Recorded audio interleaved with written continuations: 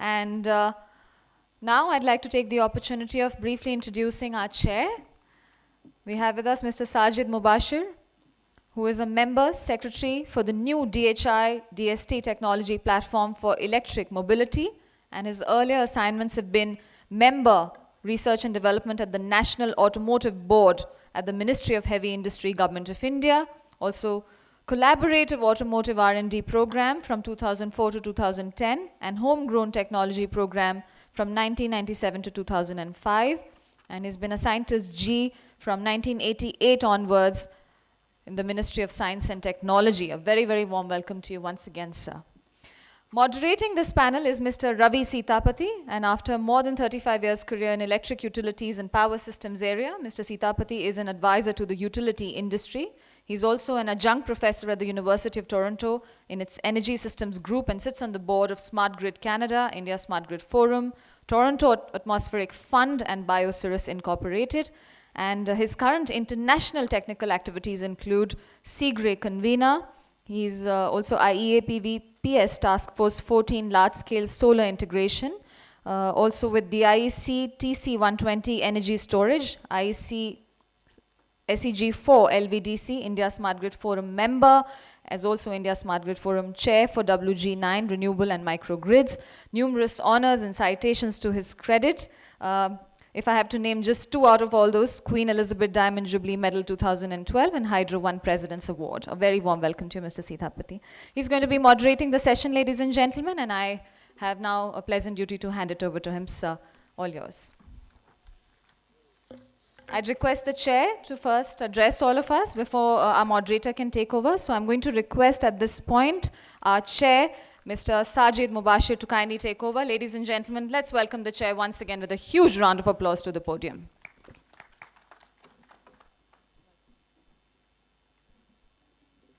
Good afternoon.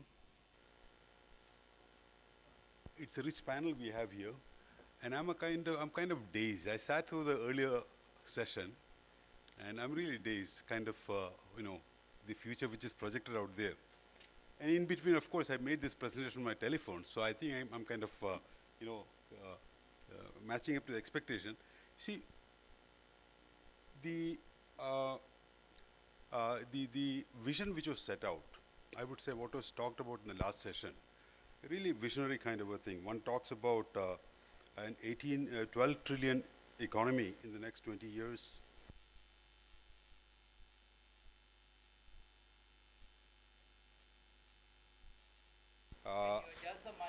Is it okay? Is it here? Audible? Am I audible now? Okay. I just repeat myself to be heard. The last session was setting out the vision, and I think this set of people here in the panel will be more practical, so please don't feel let down. We're not setting out a vision out here. We're kind of talking about more, nuts and bolts kind of a thing.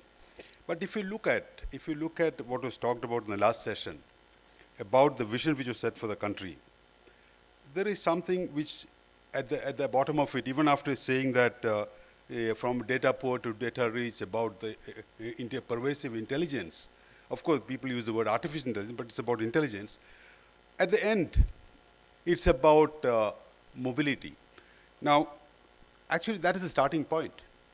We all live in cities. There was this term, archipelago of mobility, which means discrete units of mobility in the country.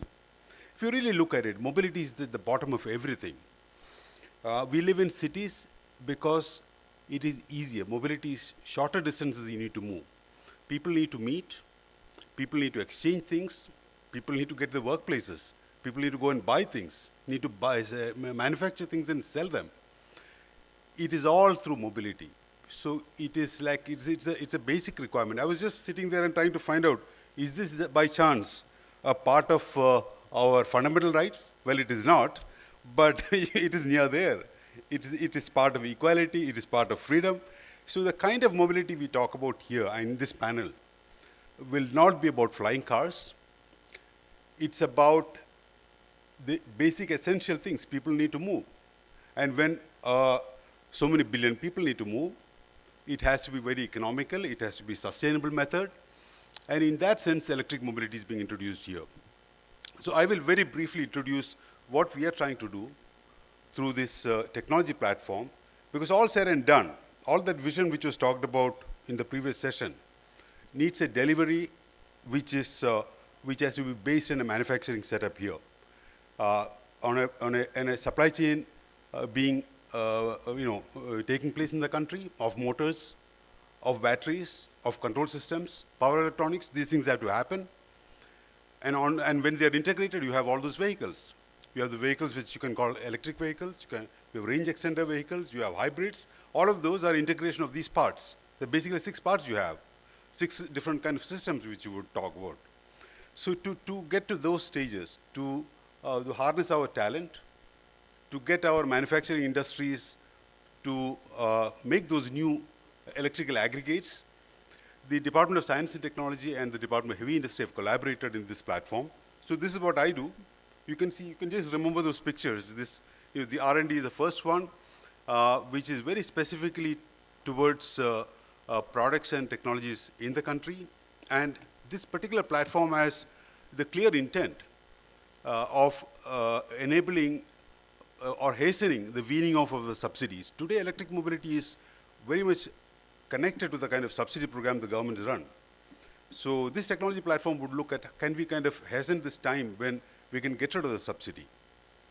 So, rest of it is that, the methods we would work. I'll talk about this much later, but let me kind of, who would go first? Kartika would speak, okay. Okay. So this, of course, so then let me just go ahead and kind of present. There are 2 things we need to do. This network thing you've seen, I don't need to explain this here. This is the collaboration, the technology platform. If required, I'll come back to it, how the Department of Science and Technology and the Department of Heavy Industry would collaborate. But basically it means the figure at the bottom that the supply chain would happen when there is technology work happening in the country. So the R&D leading to the supply chain and then leading to Make in India. This is the whole paradigm. We set out our program. This year we have called these project proposals. I've got about 100 consortia projects applications coming in. We're looking at that. These are the areas we prioritized. Now, I'd like to just talk about this particular slide here and the one following here.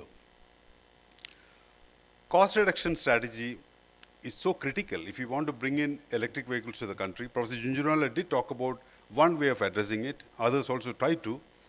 Essentially, it looks like we need to find strategy to reduce the size of battery to get moving. Now, if you take a bus, it could be by limiting the range of the bus. If you have a smaller battery, you charge it before you set out, you charge at the other end and return. There are many kind of technologies like this being experimented in Europe, so we may have to look at that. So, which means this electric mobility program has to be, it's not like a hoarding syndrome. It's not like you charge up a battery the whole night and then keep running the whole day. We need to tie up with the electricity grid in a very strong manner and be confident that you will get the electricity supply where you require. While when you set out on your trip, you will be able to charge. So it has to be highly integrated with the grid. And if such a paradigm can be taken up to work upon, then it is possible to bring an electric bus into the country, say for example, 1.5 crores, which is twice the cost of current solutions. Now these are the elements of which can make it happen. It could be this short range thing, it could be modular battery systems.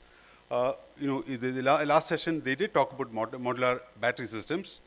An example would be like these tables below you see, a module could be devised which could build any kind of battery you want. Now, when we talked about it, people were thinking this is a kind of a conceptual thing. But yesterday I saw it on email. There is this company, I'm not promoting this company. This is a company in Korea.